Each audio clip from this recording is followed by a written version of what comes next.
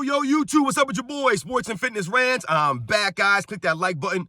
Subscribe to my channel. Yo, guys, I got a great video for you guys today, man. Please, guys, subscribe to my channel. Click that like button. Stick with my videos, guys. I know that they go long a little bit sometimes, and this might be a longer video, but please stick with it, guys. I got good information in these videos, all right? I try to give you guys the facts, not all my opinions and things like that. I try to give you guys the facts so you can make your own opinion off the facts, all right, guys?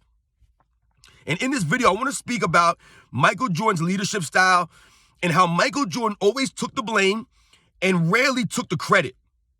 He would always deflect, right? So when we think about Michael Jordan and we think about the Chicago Bulls and we think about Michael Jordan's leadership style, Michael Jordan was always great at taking the blame. The Bulls were losing, whatever it was.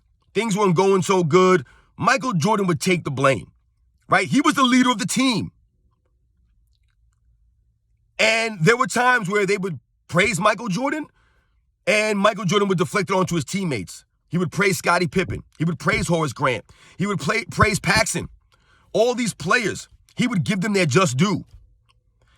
And it wasn't just once here or there. It was through the entire career. Michael Jordan always, even as a rookie coming in, talking about how he just wants to come in and contribute to the team, and he hopes that one day the Chicago Bulls will be known like the Philadelphia 76ers or the Boston Celtics, and he just wants to come in and contribute and be part of the team. Those are things he was saying as a rookie. And if you go down the history of Michael Jordan through his entire career, nothing changed. That was the same MO. He always talked about the team. He always deflected it off of him and onto the team. And always took the blame, though, like a leader should. And in this video, I want to talk about Michael Jordan's leadership style and how I was always impressed and what that mattered and what that meant to me and how it mattered to Michael Jordan fans.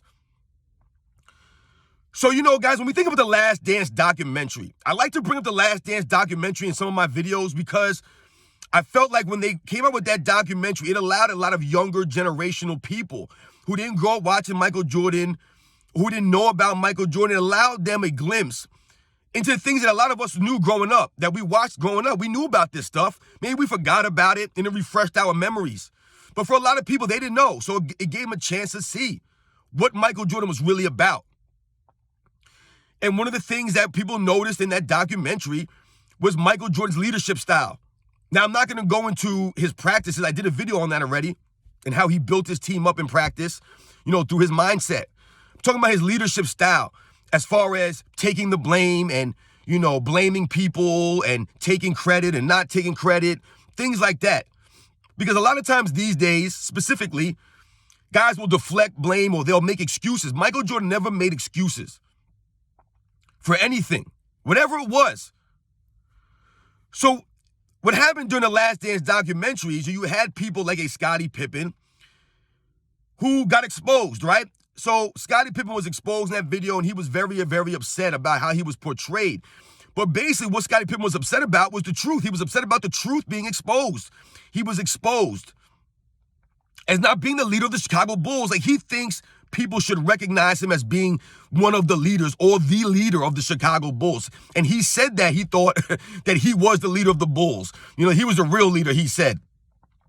But if you guys remember the story in that documentary, it talked about Scottie Pippen refusing to go back into the game against the New York Knicks in the 1994 Eastern Conference semifinals because he didn't get, picked to take the last shot. They asked Kukoc, right? So he refused to go in the game. What kind of leadership style is that, guys? What kind of leader is that? That proves right there that Scottie Pippen was not the leader, and that's why he was upset. He got exposed. He was not the leader. That would never happen to Michael Jordan. First of all, we all know Michael Jordan would always get chosen to take a last-second shot. However, if things went differently or whatever the case was, Michael Jordan would never refuse to go in a basketball game. Are you kidding me? Michael Jordan refusing to go in a game because he was upset about something? It's not Michael Jordan, man. Michael Jordan was a much greater leader and better leader than Scottie Pippen ever was. And that's a clear-cut example in the Last Dance documentary. But when we think about the Last Dance and we think about Scottie Pippen, and we think about Scottie Pippen's book tour, right? All the things that he was saying about Michael Jordan and Phil Jackson and all the Chicago Bulls, he was saying a bunch of nonsense. He's coming up with these lies, trying to change people's minds and trying to change the narrative and trying to change history. But when you think about some of the things that he was saying, he basically tried to make it seem as if Michael Jordan never appreciated him, right? He was never appreciated by Michael Jordan. which was very ironic and very hypocritical of Scottie Pippen to say. Because if you guys followed Michael Jordan growing up like I did, if you guys watched the Last Dance documentary, if you guys watched Michael Jordan's career from the beginning to the end, Michael Jordan routinely and repeatedly praised Scottie Pippen in his post-game press conferences, in his, post-game at the broadcast booth, talking to these guys at the scores table. He would always give Scottie Pippen his props, his just due. And you think about the 1997 NBA Finals against the Utah Jazz when Michael Jordan was receiving his Finals MVP trophy. He brought Scottie Pippen out to receive the trophy with him, and they both held the trophy up. They both lifted the trophy together. And Michael Jordan told Scottie Pippen, his exact words, "You're my MVP, dog." That's what he said to him.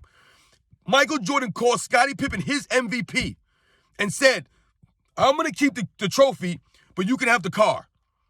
That's what he did. He gave Scottie Pippen the car, and he kept the trophy, and he called Scottie Pippen his MVP right there. He brought Scottie Pippen out for that. He did that on his own. But Scottie Pippen forgets about that, I guess. I think about when Michael Jordan brought his teammates out, and I believe it was the 1990 Eastern Conference Finals. I believe it was, guys. The 1991 Eastern Conference Finals, when Michael Jordan brought his teammates out to receive his regular season MVP award. He brought the entire Chicago Bulls team out with him to receive that MVP trophy because he respected and appreciated his teammates that season, raising their level of play, stepping up, getting on the same level as him. He respected that and he appreciated them, so he brought them out. How many players in NBA history have done something like that? Not many, guys. And like I said, Michael Jordan did this in 1991, man. He brought the team out with him. But there's been several instances in Michael Jordan's career where, as the leader, he took the blame, right? As the leader, he deflected, taking all the credit. He deflected it onto his teammates. Several post-game press conferences, guys, he's bigging up Scottie Pippen for a series or a game. He's bigging up Horace Grant. He's bigging up John Paxson for stepping up and knocking down a key shot here and a key shot there. He's bigging up Steve Kerr and things like that. Michael Jordan always gave his teammates credit when people were trying to get him to take all the credit. Michael Jordan never deflected the blame onto his teammates. He never pointed his finger at Scottie Pippen in the 1990 Eastern Conference Finals when Scottie Pippen had a migraine and he scored 2 points and went 1 for 10. He had a migraine. Michael Jordan had to deal with it, man. He dealt with it. He's like, hey, man, he wasn't feeling good. He couldn't perform, whatever. He didn't say it's so Scottie Pippen's fault, man. Hey, man, I did what I had to do. I put up my points. I played my game, but Scottie wasn't there, man. He couldn't do nothing. He didn't help me. He never did that nonsense. He never did that because Michael Jordan was a great leader and he had great leadership. When we think about making excuses, listen, guys, I was in the military, man. I was in the U.S. Navy for 4 years, right? And I've been influenced by many, many leaders, right? People who were in lead of a charge of people, right? A leader. And I never remember any of the people that were leading me making excuses for why things weren't getting done, or making excuses why they did this, or making an excuse about why this didn't work. They never made excuses. Never. That's not what a leader does. But these days, these guys are always making excuses, and it's not even the players making excuses all the time. You have the broadcast guys making excuses for these guys. You have the guys on ESPN making excuses, the people in this place, the people on that platform. Everybody's making excuses for these guys now, right? They never take any of the blame. They can't take any of the blame. They can't handle that pressure. When people put the pressure on them and do blame them, what do these guys do? They'll go in a press conference and go back and forth with a reporter because they were upset about a question they were asked. These guys are ridiculous, man. Michael Jordan never went out and reported like that. He was always taking the blame. He never had excuses.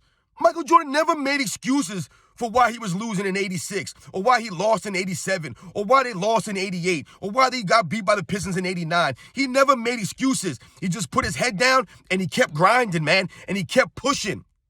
He didn't switch teams. He didn't leave the Bulls. He didn't quit on them. He didn't say, you know what, guys, man, we can't beat the Pistons, man. I can't play with you guys.